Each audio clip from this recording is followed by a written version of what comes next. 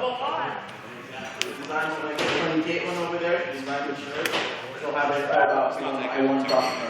But, like Jason, I'm coming back from comedy, and mine wasn't as deep as his. Mine was just like trying to get a girl to like me. But that was why I stopped doing it, and obviously it didn't work because I'm here right now and I'm not with her.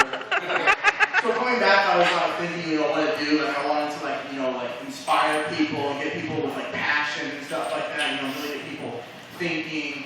But then I realized I really suck at political stuff, so I'm just going to talk about the time my dick stopped working during sex, Something that everyone can relate to.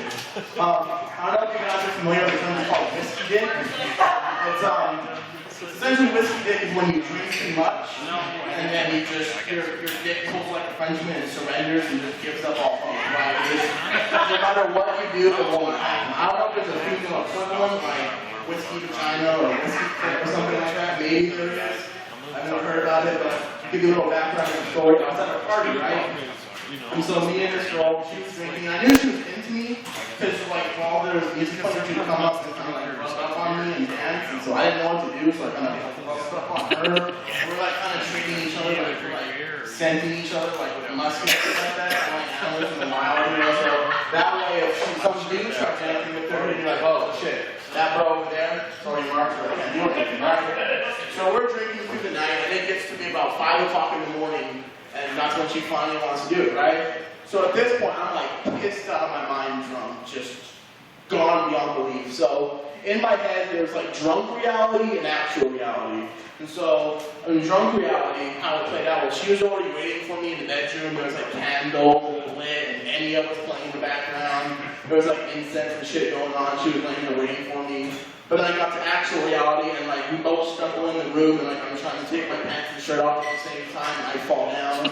And she's waiting for me, and she asked me to take her bra off, which is fucking impossible already. And you try getting me drunk, and it's even harder. Because she had a triple hook thing back where you gotta undo the 3 hooks and pull from the front and lift it over her head. I was starting to get fucking pissed. I was looking for something to cut it with. It was annoying. So go back to drunk reality, and everything's going good, It's like the thing where she's doing the back, back arches, and she does the cat scratch thing, very sensual and all this stuff on. Jump back to actual reality, and it's just me just kind of on top of her, awkwardly humping her and stuff like that. And for anybody that's ever had sex with a fat guy, it's not the most best thing in the world. And so if someone were to walk in and seen us two doing it, with my long hair and my breasts, it looks like 2 lesbians scissoring each other. So it would have been very confusing for most people. And so yeah, it just wasn't good. In my head it was amazing, but in reality, not so much. Really horrible amateur porn.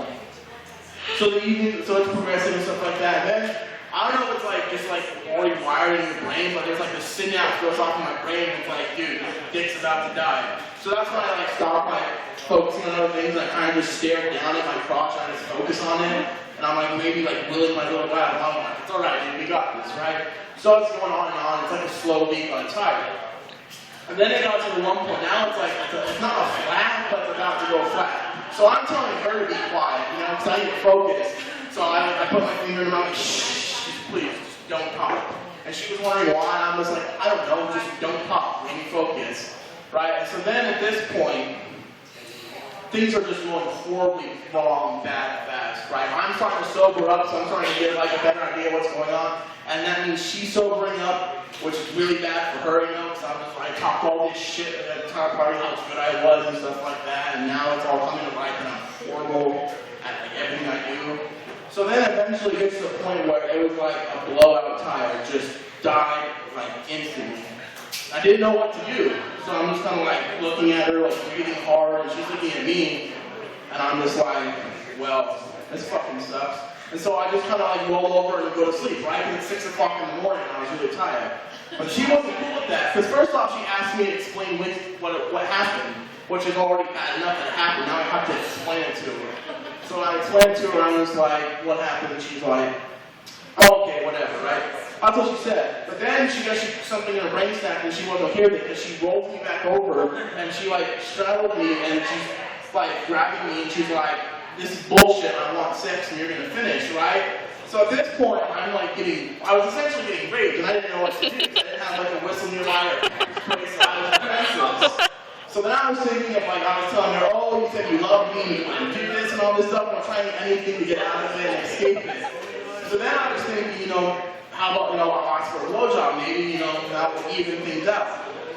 So I asked her for one, and at this point, like, I was just like a confirmation of how really stupid she was. She was like, oh, I only do that if I'm in a serious relationship. So then I was thinking to myself, like, oh, get drunk and hook up, no problem. Suck a dick, I gotta be married to you. So I was thinking, maybe if I just push her off hard enough, I can just make my escape and leave. So eventually she like leaves me alone, I go to sleep and I leave the next morning and I do the walk of shame and it was a bad night.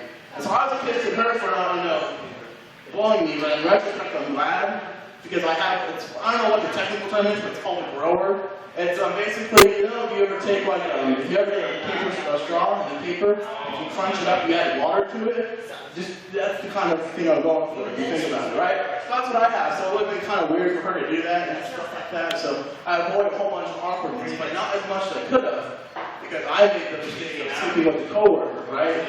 So we still work together. Anywhere else, which isn't that bad, except the first time we got back to work the day after we did it, I was thinking, you know what, if I talk to her first, she can't say anything, So I went up and said hi, and that was it, and she go, hey, so we talked and it was fine. I was like, maybe she was too drunk and she doesn't remember it. But sure enough, as I'm leaving, she's like, well, she'll have a good day at work. I'm like, I'm going to, okay, you have a good day at work, limp dick, and I'm like, oh. Thank you very much.